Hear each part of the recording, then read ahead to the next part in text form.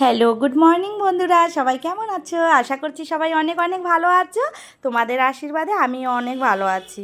তো দেখো, সকালে উঠেই এই যে সুপ্রিয়া বাবু লাইফস্টাইল চ্যানেলে তোমাদের সবাইকে ওয়েলকাম। তো বন্ধুরা দেখো, দেখতেই পাচ্ছ সকাল সকাল যেহেতু আমি বাপের বাড়িতে এসেছি ঘুরতে, তো এই যে আমার দুই ছেলে বদমাশি শুরু করে দিছে, ঠিক আছে। তো বাপের বাড়িতে বেড়াতে এসে অনেক দিন হয়ে গেল আর কি। হ্যাঁ, হয়তো আজকে কতদিন হবে বলো তো, 10-12 দিন হবে আমি বাপের বাড়িতে আছি আর কি। তোমরা তো জানোই সেটা, যারা আমার ব্লগ দেখো তারা দেখতে পারবে। তো তোমাদের বন্ধুরা একটাই প্রথমে বলবো যে দেখো, আমার ব্লগটি তোমরা শেষ পর্যন্ত কমপ্লিট করো। তোমাদের ব্লগটি দেখে ভালো লাগবে, ঠিক আছে। তো শেষ পর্যন্ত কমপ্লিট করো, দেখো, দেখতে থাকো। কেন কি দেখো, তোমাদের জন্য এত কষ্ট করে ভিডিও বানানো হয়, এরপর তোমরা যদি মানে না দেখো তাহলে তো কীরকম লাগে, তাই না বলো? কষ্টটাই বেকার। তো সেজন্যই দেখো, এই যে এখন বেডশিটগুলো না পুরো নোংরা হয়ে গেছিলো, মানে এতদিন ধরে আমি আসার পরে মা একা হাতে সবটা সারতে হয়, তো মাকে হেল্প করছি। এই যে বেডশিটগুলো আমি পুরো পরিষ্কার করে দিচ্ছি আর কি, তুলে বেড কভারগুলো আলাদা রেখে দিলাম। তারপরে ভাবলাম কি যে না, এগুলো বেড কভারগুলো ধুয়ে দিই আর এই জামা কাপড়গুলো মানে বেডশিটগুলো পেতে দিই।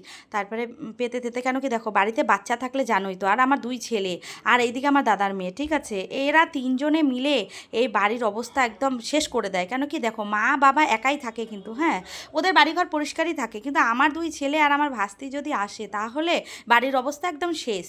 আর বুঝতেই তো পারো, যার বাড়িতে বাচ্চা আছে তারা ভালো করেই জানো যে বাচ্চা থাকলে কীরকম অবস্থা হয়। তো সে কারণে দেখো, হলরুমের বেডশিটটাও চেঞ্জ করে নিলাম।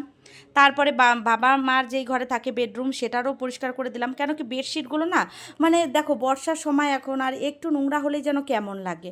তো সে কারণে আরও বাচ্চা কাচ্চা এত অত্যাচার বিছানার ওপর করে যে কি বলবো। তো তার জন্য ভাবলাম একটু চেঞ্জ করে ভালো বেডশিট পাতি।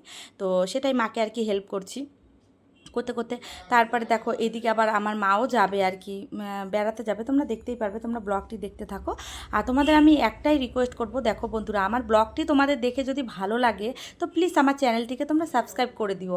কেন কি তোমাদের এর আগের ভিডিওতেও বলেছি, চ্যানেলটি সাবস্ক্রাইব করলে কি হবে বলো তো, আমি যত ব্লগই পাঠাই না কেন সবার ফার্স্টে তোমাদের কাছে পৌঁছবে। এই যে স্নান দান করে এই যে চলে এসেছি, এবার মা যাবে মার ভাইয়ের বাড়িতে, ঠিক আছে। এদিকে এই যে আমার এইটা দেখো, এটা আমার দিদা, মানে উনি অসুস্থ, তো উনি ওখানে পেনশন পায়, তো পেনশন তুলতে যাচ্ছে আর কি। সেখানে আমার মায়ের বোন যাচ্ছে, এই যে মার এটা ছোটো বোন, মা আর কি মেজো, মার 3 বোন। তো এরা সবাই মিলে একসঙ্গে যাচ্ছে। তো আমার ছেলের সঙ্গে একটু মস্কারা করছে। হ্যাঁ, তো সে কারণে এই যে এখন দেখো বের হবে আর কি। দিদা খুবই অসুস্থ, প্যারালাইসিসে ভুগেছিল। প্যারালাইসিসের পরের থেকেই যে এখন ওয়ার্কার নিয়ে হাঁটাচলা করে আর কি। হ্যাঁ, এই যে ওয়ার্কারটা দেখতে পাচ্ছ। তো সে কারণেই আর কি, ঠিক মতো। আর বয়স হয়েছে তো আর কি বলো, বয়স হলে তো বুঝতেই পারো, বয়স হলে মানে আর বয়স বিশেষ করে রোগ রোগ জিনিসটা এরকম। উনি প্যারালাইসিসের থেকে ফিজিওথেরাপি করার পরে একটু মানে চলতে পারে, হাঁটাচলা করতে পারে, কিন্তু এই যে ওয়ার্কার ছাড়া উনি চলাফেরা করতে পারে না, এই আর কি। তো এই যে দিদা দেখো, মানে আমাদের গেট হলো অন্যদিকে, দিদা যাচ্ছে আরেক দিকে, সেটাই আমি আর কি দিদাকে বলছি। দিদা, আমাদের গেট একদিকে, দিদা যাচ্ছে বাথরুমের দিকে। হ্যাঁ, তো সেটাই আমি দিদাকে বলছি যে তুমি বাথরুমে যাচ্ছ, তুমি না গেটে তুমি বাইরে যাবা, তুমি গাড়িতে উঠবা, তো তুমি সেখানে না গিয়ে তুমি গেটে ওই দিকে যাচ্ছ। তো সেটাই, এই যে দিদা হাঁটতে পারে না বলে আমি আবার একটু ধরলাম, ধরে ধরে এই যে নিয়ে যাচ্ছি। খুবই অসুবিধা হয় গো। কেন কি দেখো, নিজে চলতে না পারলে যা হয়, তাই না। এই যে দিদার মানে ডাউন জায়গাগুলোতে নামা ওঠা করা না ওনার খুব মুশকিল হয়ে যায়। তো সেটাই আর কি ওনার প্রবলেম। তো ওয়ার্কার নিয়ে দেখো, প্লেন জায়গাতে যেমন চলাফেরা করা যায় একটা সুবিধা, কিন্তু ওই যে আপ ডাউন থাকলে পারে একটাই অসুবিধা। তো বাড়ির সামনে না জানো, গাড়িটা দাঁড়িয়েছিল, তো আমি বলছি কি গলির রাস্তাটা যেতে, তোমরা তো দেখলেই কত বড় জেসিপিটা গেল।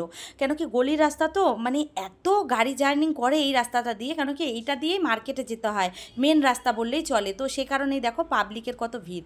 তো সেটাই আর কি। তো এই যে দেখো গলিতে এই যে সাদা কালারের যে গাড়িটা তোমরা সাইডে দেখছো, এই যে আমার মাসি এরা যাচ্ছে, তো এই গাড়িতে করেই এরা যাচ্ছে আর কি। তো বন্ধুরা, আমার ভিডিওটি কেমন লেগেছে একটু কমেন্ট করে জানিও। টাটা, বাই বাই, সবাই ভালো থেকো।